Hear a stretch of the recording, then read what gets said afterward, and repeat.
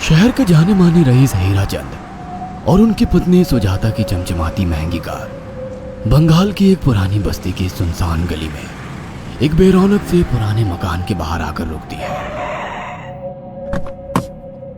सुजाता, ये तुम मुझे किस जगह लेकर आई हो? ये तो कोई गरीबों की बस्ती लगती है। यहाँ ऐसा क्या है?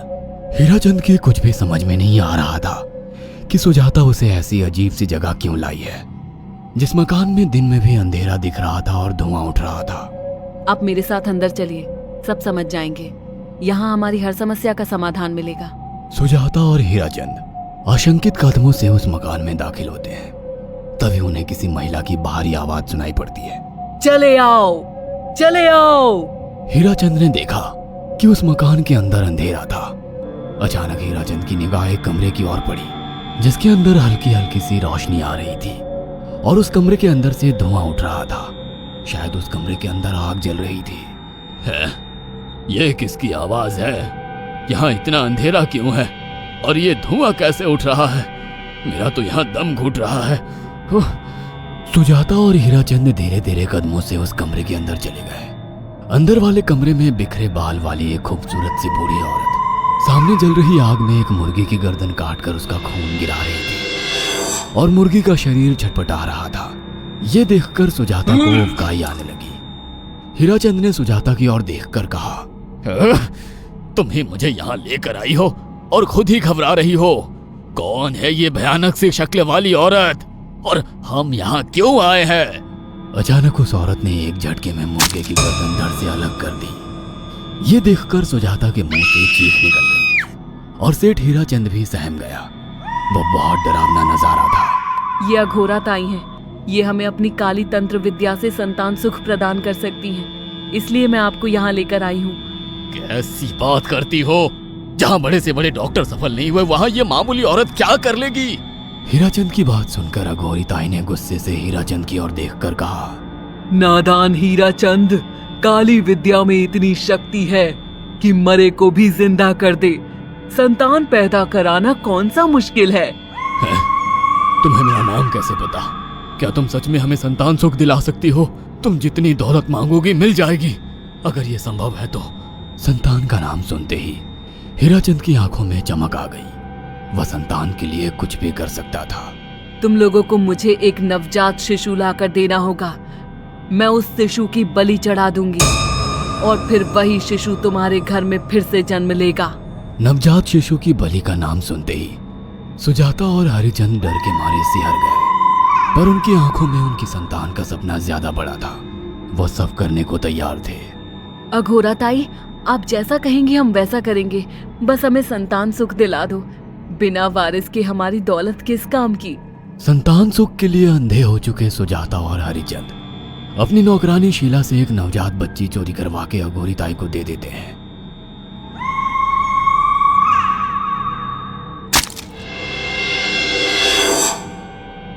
उस शिशु की बलि से सुजाता गर्भवती हो जाती है। देखा आपने अघोरा की तंत्र शक्ति? मुझे उस पर पूरा भरोसा था। चलो चलकर उन्हें धन्यवाद कहते हैं। हीराचंद और सुजाता अघोरा ताई के पास पहुंचते हैं। वो दोनों बहुत खुश थे और अघोरा पर उन्हें अंधविश्वास हो गया था। अघोरा ताई, आप महान तंत्रिका है। आपने वो चमत्कार कर दिखाया जो बड़े बड़े डॉक्टर नहीं कर सके। ये काली विद्या है बेटा। अगर तुम दोनों चाहो तो मैं इस विद्या से तुम दोनों को हमेशा के लिए जवान बना सकती हूँ। क्या सच में ऐसा संभव है? हाँ बिल्कुल, पर इसके लिए तुम्हें जवान लड़के और लड़कियों की बलि चढ़ानी होगी। तुम उन्हें यहाँ तक लाओ, बाकी मैं देख लूंगी। जवान रहने की लालच में अंधे सुजाता और हरिचंद एक अनाथ आश्रमों से हर रोज एक लड़की या लड़के को गोद लेने के बहाने अघोरी के पास बलि चढ़ाने ले जाने लगे। और एक दिन अघोरी ताई ने हीराचंद और सुजाता से इंसानी मांस खाने को कहा। पूरी तरह से इंसान से हैवान बन चुके अब वो दोनों इंसानी मांस खाने के लिए तैयार भी हो गए। ये गर्म खून और मांस खाकर तुम लोगों की उम्र भी बढ़ जाएगी। खाओ इसे। हाँ, सच में ये इंसानी मांस बड़ा स्वादिष्ट है।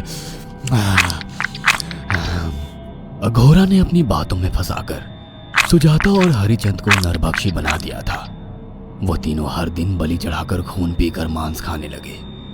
नौकरानी शीला भी नए शिकार लाने में उनकी मदद करती थी, मगर एक दिन शीला को शिकार नहीं मिला।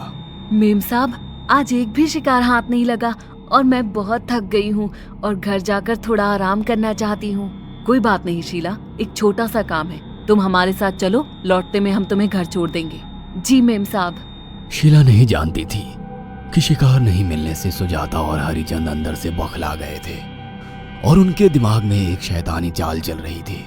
सुजाता, ये बेहोशी की दवा है। शीला के कार में बैठते ही तुम उसे सुंघा देना। आज हमें इसी की बलि देनी होगी। इसने हमारे यहाँ का बहुत खाना खाया, अब हम लोग इसे खाएंगे। वैसे भी ये आगे चल के हमारे लिए खतरा बन सकती थी। कार में बैठते ही सुजाता शीला को बेहोश कर देती है और वो लोग सीधे अघोरी ताई के यहाँ पहुंच जाते हैं, जहाँ अघोरी ताई शीला की बलि चढ़ा देती है और तीनों मिलकर उसे नोच कर खाते हैं।